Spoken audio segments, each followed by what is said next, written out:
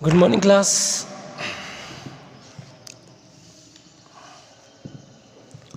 Now, this terms is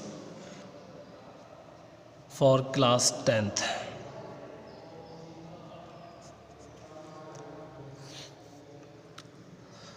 मैंने पिछली classes में, पिछली वीडियोस में आपको नंबर सिस्टम के बारे में थोड़ी सी जानकारी दी थी।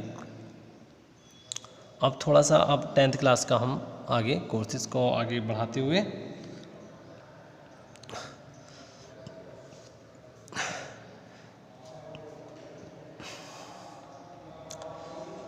देखो बच्चों, सभी स्टूडेंट्स ने एचसीएफ के बारे में सुना होगा। HCF highest common factor. I think सभी बच्चे इससे रूबरू होंगे, जानते होंगे इसके बारे में कि एचसीएफ है क्या, ना हाईएस्ट कॉमन फैक्टर। चलो मैं अब पिछली क्लासेस की बात कर लेते हैं। 24 एंड 18 ये दो नंबर ले लिए मैंने आपके, दो इंटीजर्स हैं। अब इन नंबर्स का मुझे एचसीएफ निकालना है, तो आप प्राइम फैक्टराइजेशन मेथड से इसको सॉल्व करने की कोशिश करेंगे। तो इसके फैक्टर हो जाएंगे 24 के 2 2 देन 3।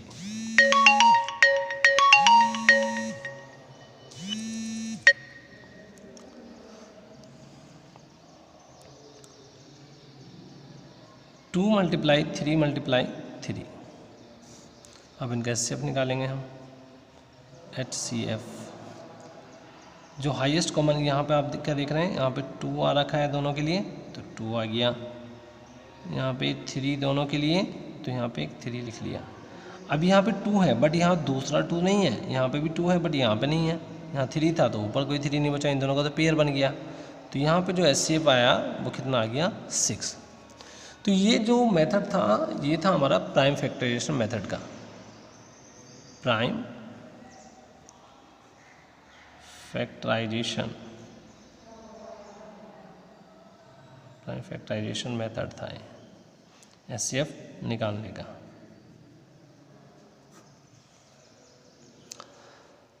लेकिन 10th क्लास में आपके पास आ जाता है Euclid's division method. Euclid's division method.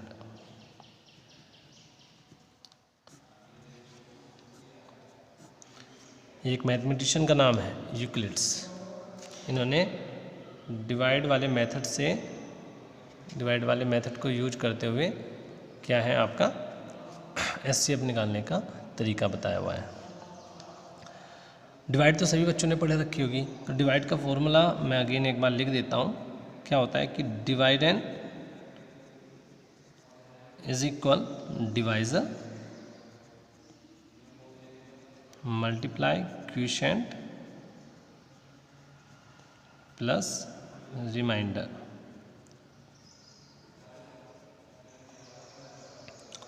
For example, अगर आप 37 को 4 से डिवाइड कर रहे हैं तो कैसे करेंगे, यहाँ पर देख लेते हैं एक बार। 4 9 जा 36 देन 1, ठीक है। तो यहाँ पे डिवाइडेंड क्या हुआ 37, डिवाइजर क्या हुआ 4, 9 क्या हो गया क्वोशिएंट, और 1 क्या हो गया रिमाइंडर। ओके, इसको लिख सकते हैं आप कि 37 4 9, देखेंगे आप 4 9 36, और 36 यानी कि जो रिमाइंडर था वो यहाँ पे 1 आ गया। अब सबको जोड़ेंगे, ऐड करेंगे तो कितना आना चाहिए 37। तो 37 को हम क्या लिख सकते हैं 4 मल्टीप्लाई 9 प्लस 1। ये था डिवाइड का रूल्स, हम करते हुए आए हैं, बट ये फॉलो करेंगे, ये फॉलो करते हैं हम हर बार डिवाइड में। तो यूक्लिड्स ने इसी पे डिपेंड अपना एक मेथड दिया, अपनी एक परिभाषा दी। उसने कहा कि जो भी डिवाइड होगा वो इस तरीके से होगा। सब कुछ कर लो कि let suppose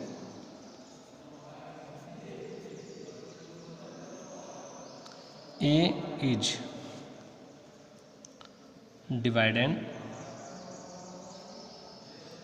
B is divisor,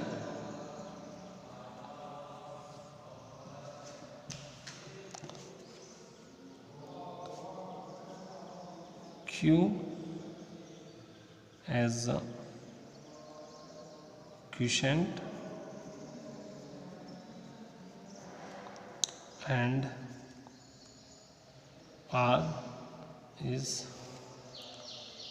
remainder. So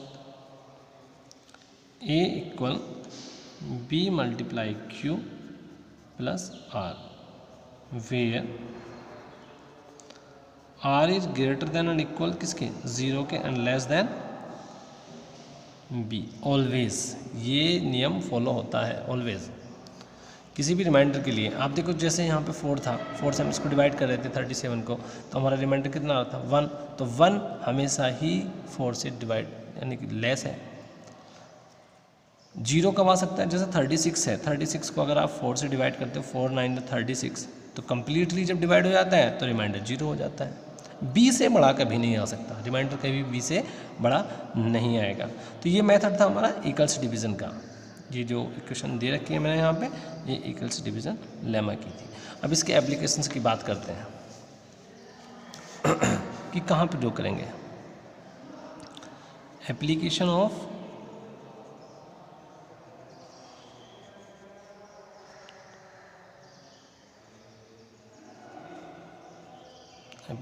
Euclid's division lemma या मेथड, एक ही बात है।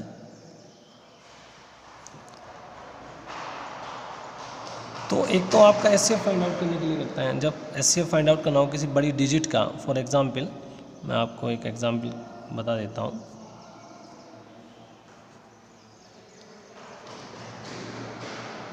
फाइंड द एचसीएफ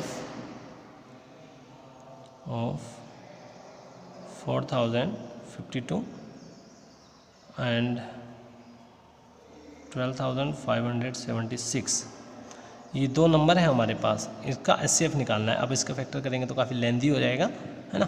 तो इक्वल्स ने इस तरह की प्रॉब्लम्स को सॉल्व करने के लिए अपने डिवीज़न मेथड को सॉल्व किया।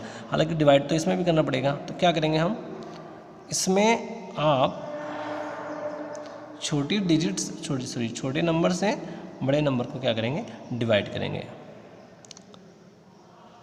ठीक है। तो लगभग 3 टाइम्स ये चला जाएगा। यहाँ पे ये आया 420, आपने देखा रिमाइंडर कितना बचा, 420 बचा, ठीक है। अब इसको सोल्व कैसे करते हैं इसके मेथड से। यहाँ पे आपने जो डिविडेंड था उस डिविडेंड को ले लिया, यहाँ डिवाइज़र ले लिया, क्वोशिएंट आया आपके पास 3, रिमाइंडर बचा आपके पास 420। अगेन क्योंकि यहाँ पे रिमाइंडर बचा है, इक्वल्स डिवीजन मेथड से कैसे सॉल्व करेंगे, इस रिमाइंडर से इस डिवाइजर को अगेन डिवाइड करेंगे। और कब तक करते हैं, जब तक कि हमारा रिमाइंडर 0 नहीं आ जाता। देखिएगा अब इससे इसको डिवाइड कर रहे हैं, 9 टाइम्स जाएगा,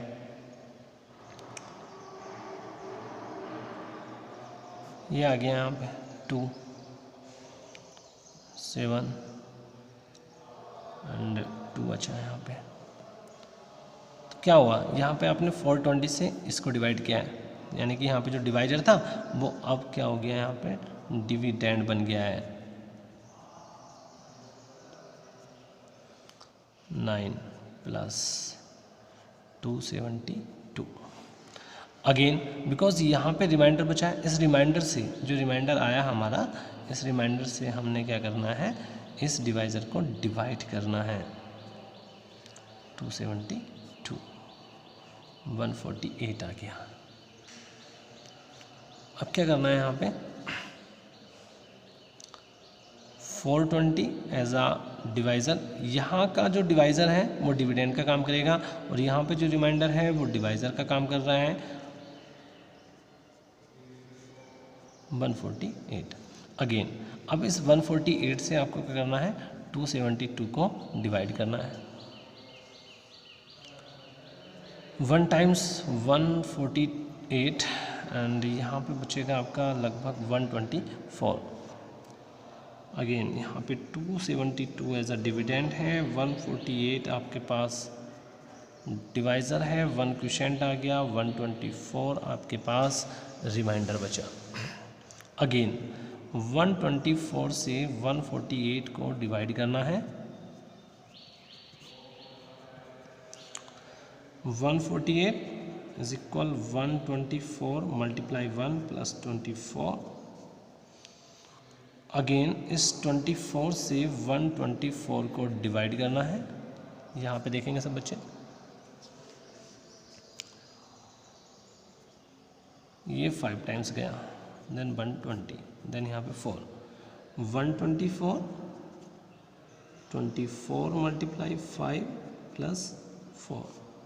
यहाँ पे क्या है 24 है, देन 24 को किससे डिवाइड किया हमने, 24 को 4 से डिवाइड किया, 4 6 जा, then plus 0।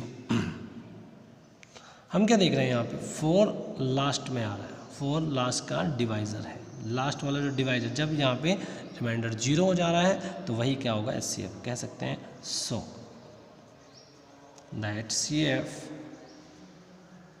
of 4052 and 12576 is equal 4।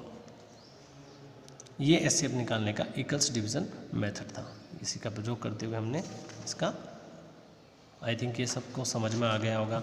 अब आपके लिए होमवर्क जो है वो क्या है वो देख लेंगे, मैं कुछ नंबर्स दे रहा हूँ आपको, उसी को अप्लाई करते इक्वल्स डिवीज़न मेथड को अप्लाई करते हुए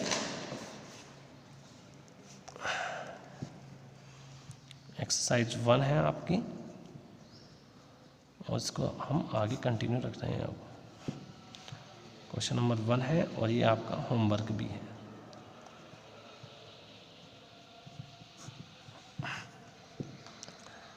one 3 5 and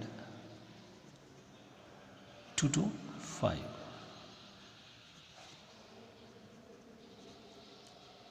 196 and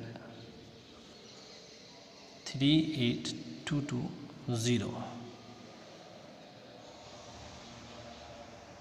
867 and 225, sorry 255 है, 255, मैं दोबारा लिख देता हूँ इसको, 255। ये 3 क्वेश्चंस हैं, आपको ये सोल्व करने हैं और इसी मेथड से सोल्व करने हैं।